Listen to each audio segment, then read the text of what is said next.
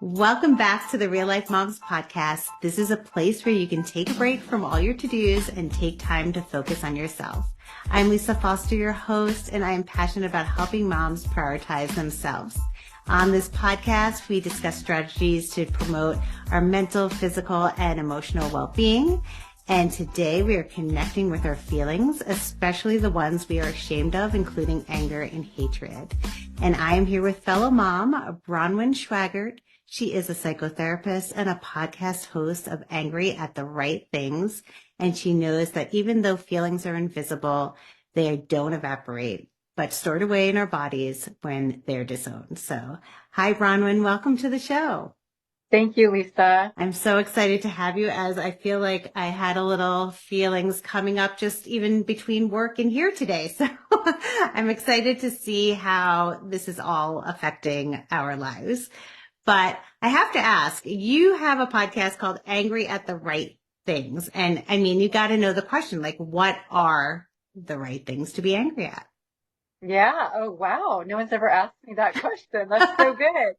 Yeah. So I would say it really depends on the situation. Is there something that percolates in your mind when you ask that question? Well, I mean, I guess I feel like anger it feels very negative. Like it's a negative emotion to me, right? And so when you say angry at the right things, I get this thought that like, oh, there is a right thing to be angry at. Am I out of the wrong realm here?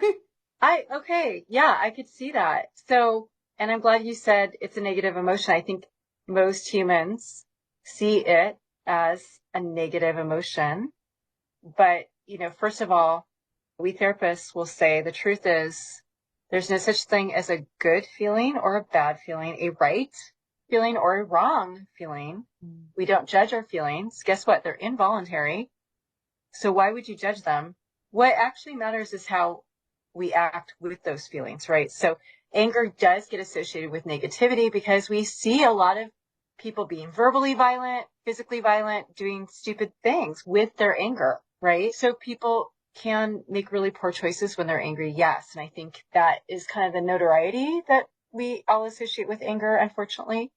But, all humans experience anger. And honestly, I think we experience it a lot more than we are willing to let on or even admit. And when I say anger, I mean there's so many words for anger. So it could be irritation, it could be annoyance, it could be resentment, it could be, infuriating, like feeling infuriated. It could be disappointed because that is also a type of anger. It could be betrayed. And feelings, the reason why they're not right or wrong or even good or bad is they are a reflection of a truth. And the truth is when we feel anger or disappointment or betrayal or any of those things, it's reflecting there is something negative going on. But guess what? It is not my feeling of anger. The anger is kind of like a light on the emotional dashboard of my car saying, hey, check under the hood. Something's off. So, when we see that light come up on the dashboard of our car, do we go, oh, that's so negative. I'm just going to ignore it because it's so negative and just see what happens because I don't want to see it. Well, I mean, maybe some people do. But hopefully most of us see the light on the dashboard of their actual car and go, I really need to check under the hood because something needs my attention. And that's exactly what our angry feelings are. They're there to say something needs resolution. It needs your attention. You need to work to bring about resolution to it. So if we don't do that, if we dissociate from those feelings and say, no, I'm fine, or we talk ourselves out of it. You shouldn't feel that way, Bronwyn. It's actually really positive. I'm sure let's find the silver lining. If we do that to ourselves, we're dissociating from those feelings. And that's when they store up in our bodies because they don't go away. They really don't. And, I like to say anger is invisible, like all feelings are. But, I honestly think it's more real than the chair I'm sitting on right now. I think it is more real than the visible, practical, tangible things. And it doesn't go away. It stores up in our body and it haunts us for many, many years. I had insomnia, which is, by the way, gone. I absolutely believe that was my body being angry with me, trying to tell me, you need to cut off your relationship with your father because you're betraying yourself. I think I was feeling angry at me for betraying myself, and disassociating from that landed me with years of insomnia. I mean, really bad insomnia. I have clients who experience insomnia, but other people experience migraines. That's anger. That's anger in your body. Some people experience GI issues. A lot of people get autoimmune disorders. Autoimmune is your own white blood cells are attacking your body. They are angry. They're inflamed. And when you say inflamed, I'm like, those are angry white blood cells. I believe so much autoimmune issues are anger that is just stored away in our bodies. But then also things like anxiety and depression are also disassociated anger in our bodies.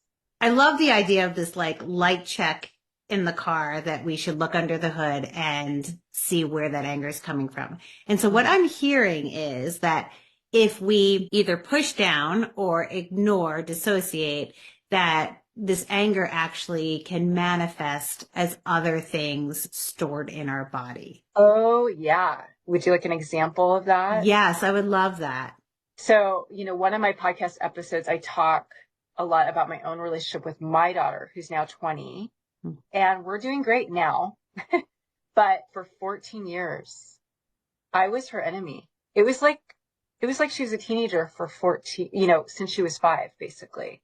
Around age 5, we moved and I fell into a horrific depression. And anyone who's ever been severely depressed, it's like you lose yourself. And she had only experienced my attunement, my full attunement, because she's my only child. And I was very connected to her. And when I lost myself, she felt rejected by me. Her name's Edie. So I say little Edie, little 5-year-old Edie felt rejected by mom. And you know what? She was. Not intentionally, but she was. It's like the lights were on, but nobody was home. And mom wasn't making eye contact anymore. Mom wasn't smiling. She had her own experience of the move, and mom didn't care because mom was lost inside herself. And so she, from that age on, all of a sudden, like so suddenly, started getting headaches and stomach aches like almost every day. And that was when I was still a nutritionist. This before that was my first, career. And I'm like, what could it be? What are we eating? Whatever. And well, she had those symptoms until like a year and a half ago when I when I started as a therapist, I started connecting the dots because I would see them with my clients and I would see them with, my clients as when they were children. And I started kind of seeing, oh, she has rejected me because she felt rejected by me. And that's why she's held me at arm's length for 14 years. And I wrote her a letter and it was called Dear 5-Year-Old Edie. And I apologized. And I said, this is what I think you experienced back then. This is what I'm so sorry for. And you felt abandoned by me and you've been angry ever since. And I don't blame you. And I apologized and I just sent it to her. I didn't even follow up. So I'm like, okay. So, but that's when things started changing in our dynamic. And I even got to say at one point to her, I said, when you were 5, little Edie felt rejected by me. And what I want little Edie to know is that was 100% a mom problem and 0% an Edie problem. And like, when I said that, she was like, oh, wow, you're right. I always took that as personal and you're right. You were depressed and oh my God.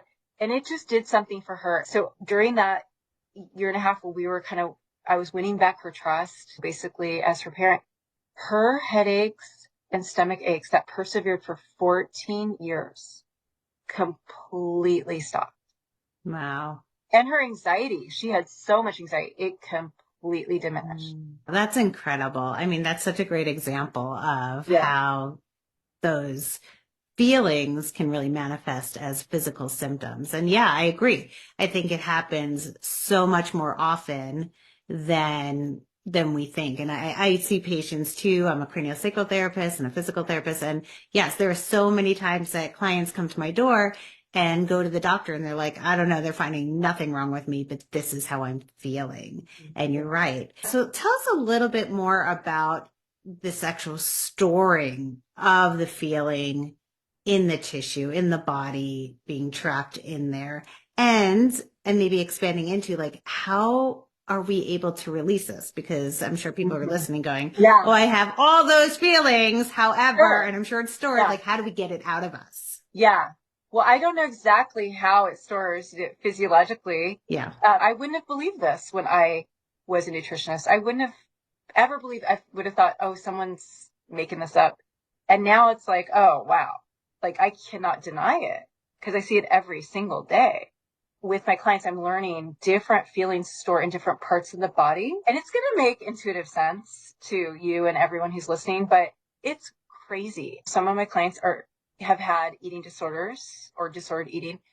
And I noticed the ones who struggled with bulimia, our gut, our stomach is where we store disgust.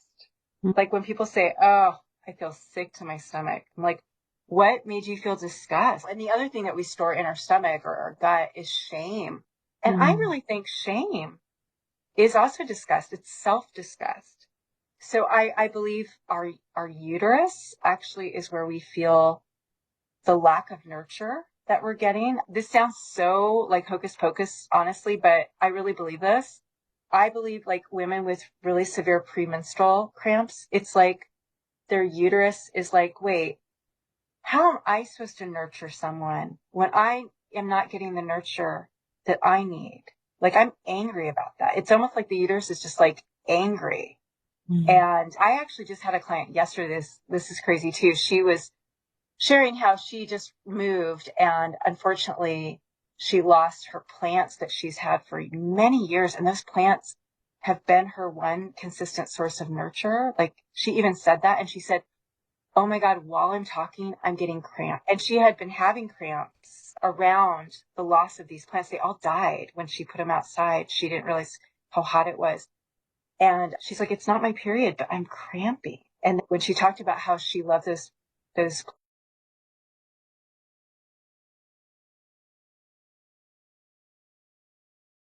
nurture. And that's so interesting you're talking about. I haven't heard it like that, but once again, in the kind of manual therapy world, it is kind of known that like they'll say liver is where anger is stored, lungs are grief. And so there are organs that are kind of like known to actually hold these type of feelings. So I love that you went kind of looked at it even further and looked at your clients to see what kind of repetitively is happening in their bodies and coinciding with that.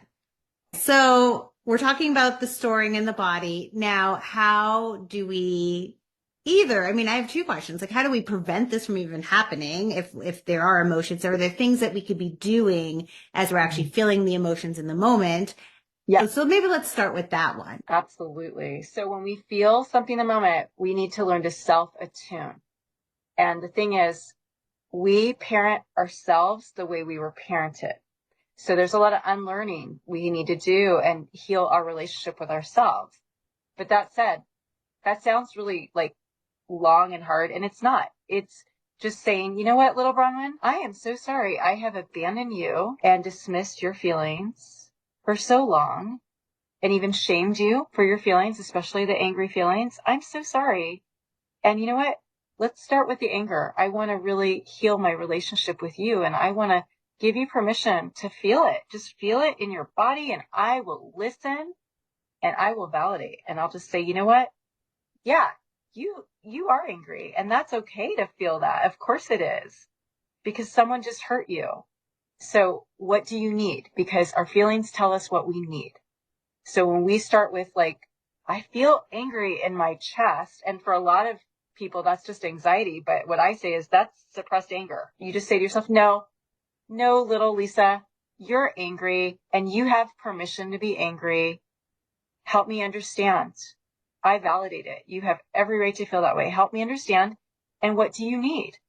What does that anger need right now? And I, Big Lisa, will help you, little Lisa, channel it out in a healthy way through boundaries, through assertiveness, or through some kind of accountability. Yeah. Easier said than done in the moment. I'm even thinking like little things, right? I guess that's a question too. Do little things like I was on my way home from work today. I got a Mm-hmm. whole list texted to me from my family. I need this, but I only have like a very few minutes before I have to come home, do something else, and then jump on this, right? So I felt myself getting the word I had because I thought I was like, oh, good, I'm going to talk to you today. I was like, I felt resentful. Like Yeah. I just felt like I was feeling resentful of this. Well, that sounds like a good thing, Lisa. Let's do you right now. And those who are listening can like Yeah. see it at work. Cause I do this in my podcast too for my co-host, Katie. She's my best friend. She's not a therapist. So I do this kind of exercise with her, but I think that's the best way for To people to show. learn. So let's do Great. that with you if that's okay. Oh yeah, I'm here. Okay. So if you let yourself, and we can't feel it in our head. If you start to feel any kind of tension in your head, just say, hey, brain, you're amazing. I love you. Thank you for all your hard work. But right now, I need you to take a big break. This is just between me and my body, and I need to feel the resentment, the anger. So where do you feel that in your body when you think of Oh, I that can today? feel it right now. Just telling you again, it's in my chest. Like I'm just like, roar, right, right in my Okay. chest. Okay. So what does your chest want to say in fantasy to the main person or the person who represents the people? It wants to say, And get it yourself. yeah. Like those are the first words that come to my head. Okay. Okay. So I'm going to add to this because maybe, and you can tell me if right or Sure. wrong or whatever. So maybe your chest wants to say, I really resent that you know how busy I am and you know everything I have on my plate. And this is a pattern and it's still happening. And this is not a one-time event. And I really resent that this is still happening right now. It's like I don't matter. Yeah, that feels actually, my chest is loosening as you're saying that. It's Yep. so funny. So you just say it. You don't have to say it to that person. And that's what I really want everyone to hear Yeah. because half the time, if not more, it would be counterproductive to actually do that. So when we're talking about parents, we're talking about like major betrayals. You do not want to actually say that to the person, but you can say it in fantasy. You could write a fantasy letter Mm. and you could say it to a friend who's a good listener. And all you need is for someone to attune to you and for you to attune to you and just go, I have every right to feel this. And this is what Mm-hmm. I want to see in fantasy. And you externalize it. We use the word express. We express it. Words express things. You are literally expressing it out of your body into the ether. And that's why I think your chest feels looser right now. Mm-hmm. Yeah, I think that was really helpful. Is it important, like timing wise, to do it? Does it matter if I do it a day later or in the moment? The sooner the better, because, it might affect your sleep. It might affect your interactions with your kids. If we don't express our anger in a healthy way, it will leak It's gonna out. come out. It You're will right. leak out in some way, shape, or form. Yeah, that's where the snap would come in. And I'm going to be honest. I brought in these groceries. I was in a rush because I had to do something before coming on. And literally I put them on the thing and my husband so sweetly comes over and says something really nice. I'm like, I can't deal. I can't deal. And then next thing I know that he tips over, like my energy affected him. He tips over this whole water that gets spilled all over the floor. Yeah. And then I just took a breath and I was like, okay, wait, I have time. I have a minute. I can do this. Well, And yeah, but so, it does yeah. have that domino effect. So Oh my gosh. Yeah. what you're saying is right. So if we delay it, then it will leak out in a passive aggressive way with that person, or we'll be mean to the kids or whatever, or we'll cut someone off on the freeway. And that might be a very costly thing to do. So we really need to be responsible for our anger in the moment. And that is also not betraying ourselves because our inner child is now going to trust us more. So when we express it in fantasy, but then after we've expressed it in fantasy, we feel better. And then we can get to the husband and say, the non-fantasy version, see, this keeps happening and it's making me resentful and I'm not going to respond anymore. So that would be the boundary or the assertiveness. Yeah. Yeah. And honestly, yes, there were many times I could have put a boundary, but then there's feelings of guilt. Where does that fall in?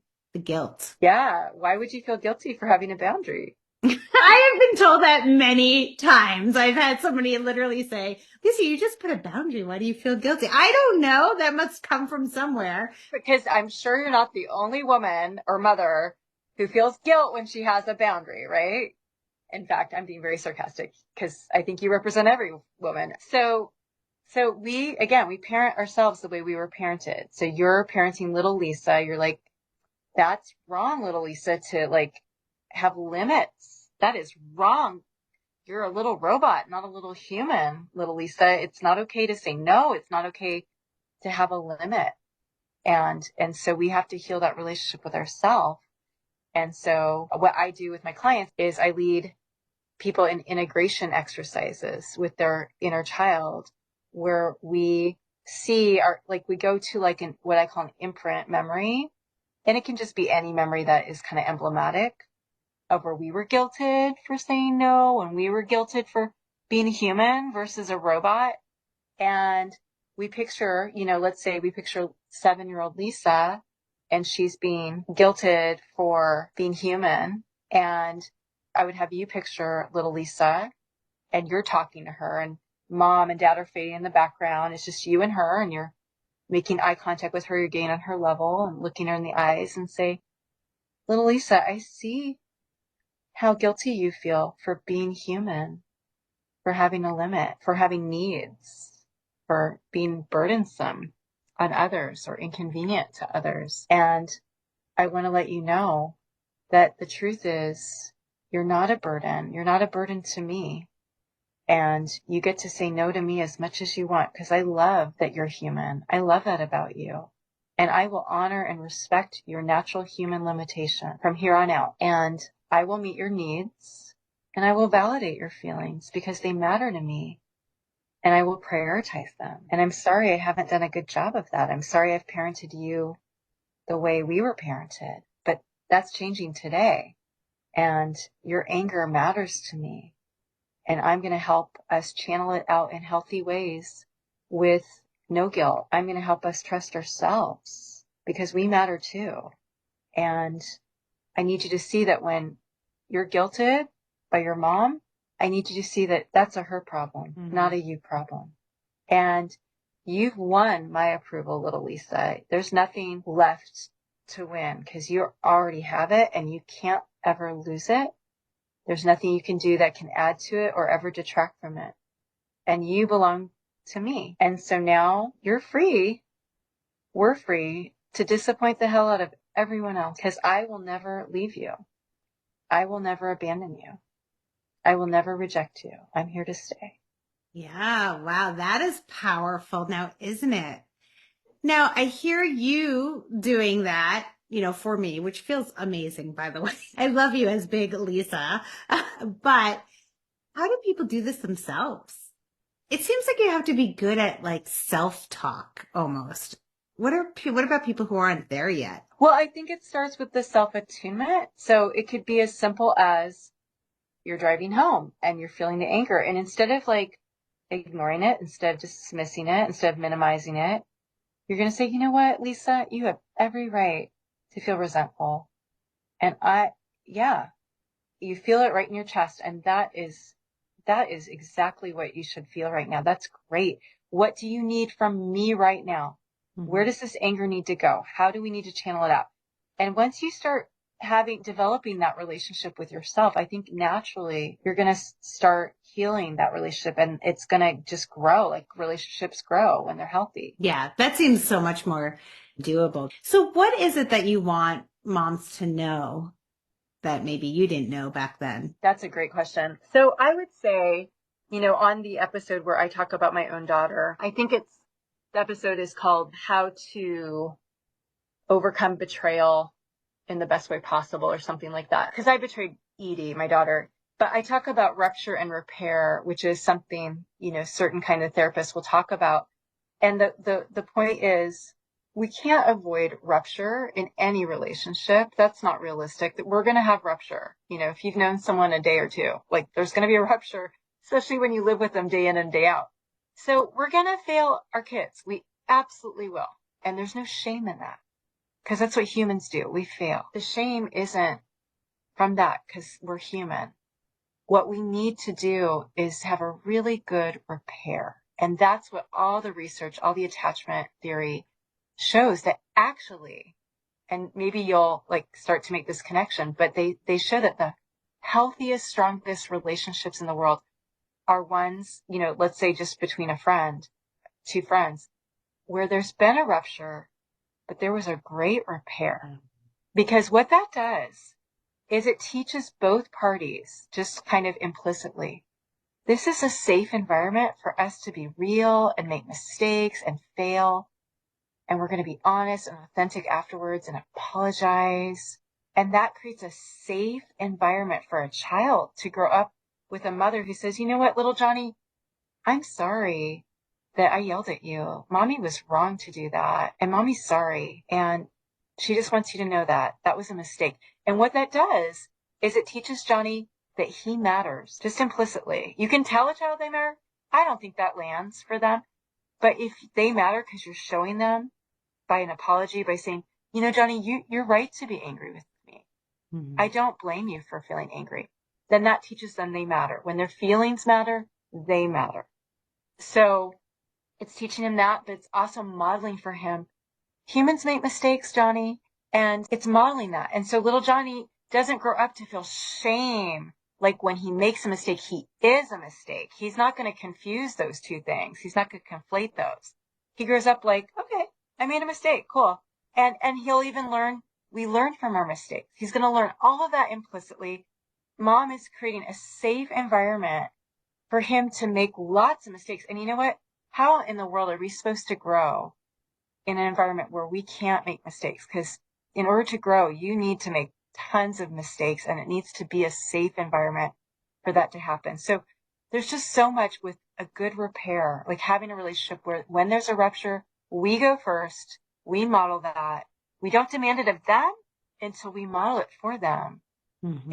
And that they're going to start naturally wanting to model it back or to do it back. Yeah. And I think what I'm also hearing is this repair. I totally agree. I've had some friends that something has happened and we reconnected and made the repair. And yeah, those are like, there's so much more trust and strength in those because you've done that. You've gone through something. So I totally agree. That is really important. But I'm also kind of feeling that this is also a repair with yourself, right? With that inner little you and the big you. It's almost like that same thing, making that repair and connection, and that will really strengthen us too. That is so true. Thank you for pointing that out. That is very true. And yeah, and that's the goal of therapy, should be integration, because integration means that we're whole and that what you see is what you get. Because when you think about, like, for, you know, people who remember math, an integral number, it's a whole number. And someone who's integrated, you know, it also means complete. It means, you know, I'm 53 now.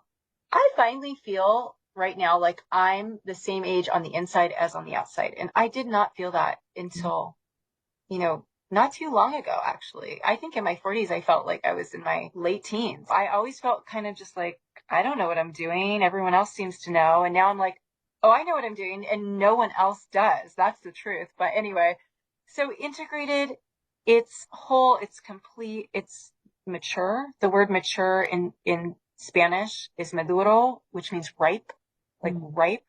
Yeah. So that's the goal, is to be integrated. And the other thing is, when we're integrated, we're trustworthy. What you see is what you get. When you're with someone who's integrated, you walk away and you're like, you're not second guessing. Oh, did I offend them? Oh, when they said that, did they really mean this? You're not doing that because you're with someone who's so real and you just feel it. You feel relaxed. You feel at ease. You trust them. And that is really the goal, to become an integrated person and then to help our children become integrated people. Because what makes us disintegrate is shame. That's what causes that. So if we can raise our children just to be human, and if we can go first by learning to be human and expect ourselves only to be human, that's going to undo the shame that causes us to integrate. I love that so much. Yes. And that feeling, just listening to you talk about being a fully integrated person, that just feels like I want to be around that all the time. Just knowing who you are, showing up who you are, and being able to trust that. I love that.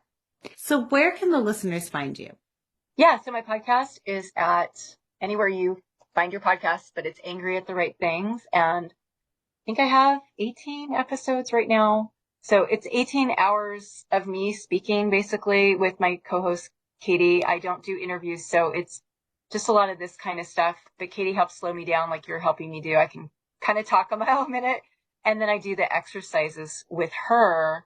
And the whole goal is for the listener to be able to do them for themselves. So this is really a podcast for anyone who either wants to bypass therapy or doesn't feel like they have a good enough therapist, but also for people who want to go into the therapy world. I didn't know what I was doing when I started out. And it's also for therapists who want to learn more as well. Yeah, so it sounds like it's a great way to learn some of these exercises you kind of talked about today or demonstrated even. It sounds like you can get some of that just from your podcast. That's the goal. Absolutely. Yeah.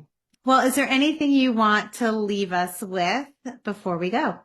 I just want to say that when we are true to ourselves, I used to think that was sounded selfish. And now I'm like, wow, it's actually a win-win. When we learn to be true to ourselves, we win and everyone around us wins. So it's the opposite of selfish. And we feel alive. And when we're alive, people around us feel more alive in our company, and we can bring them comfort and joy. So it's a win-win. Well, thank you so much for coming on the show today. I learned so much. What can I say? I learned so much, and I had my own therapy session. So thank you for taking the time and doing that for me. Yes, you're welcome. Thanks for having me, Lisa. Thank you so much for tuning into this episode. It was so nice to have Bronwyn just teach us something new about our bodies. Feel free to check out the show notes for links for her podcast and keep learning some of these techniques that she offers. And remember, keep carving out time for yourself because you matter.